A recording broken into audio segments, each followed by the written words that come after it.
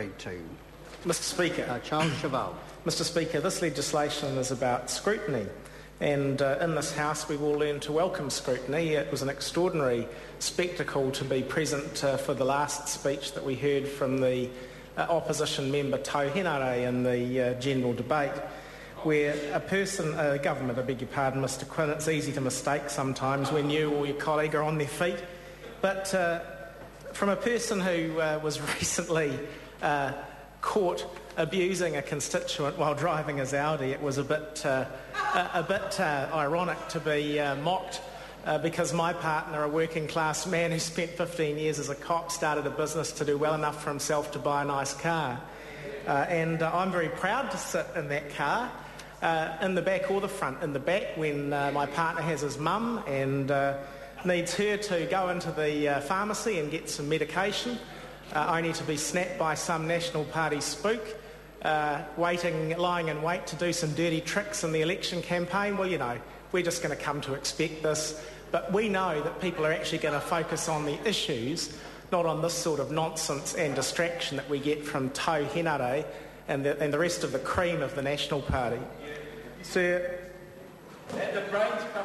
and the Brains Trust. And I'm not even going to respond to the homophobic reference about driving Miss Daisy that we heard at the end of the speech, because the voters will judge the urban liberals the old Tories who seek to masquerade as urban liberals opposite. Now, sir, turning to the substance of the bill, the Minister referred to the Regulations Review Committee report on this bill. These bills are an annual feature of our Parliament. They do take up House time. The Minister, as Leader of the House, knows this, and I'm surprised he doesn't think it's an issue given his frank lack of progress in getting measures through the order paper in this Parliament. I wouldn't measure the work, Mr Power, by volume, but I certainly would by quality. And if it's a question of trying to get quality time on the order paper, then we do have to ask ourselves going forward, are these annual subordinate legislation, confirmation and validation bills the best use of the House's time? I think not. My committee thinks not, and it reported unanimously, including its National Party members, so it would be useful if whoever is Leader of the House, from Labour or National, after the election would have a good hard look at the recommendations made that the Minister so glibly brushed off.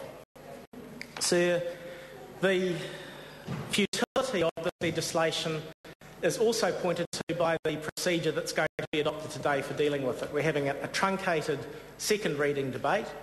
There aren't going to be committee stages or a third reading debate, as I understand it. So really there's no effective scrutiny that this House is performing except that which it received from the Regulations Review Committee.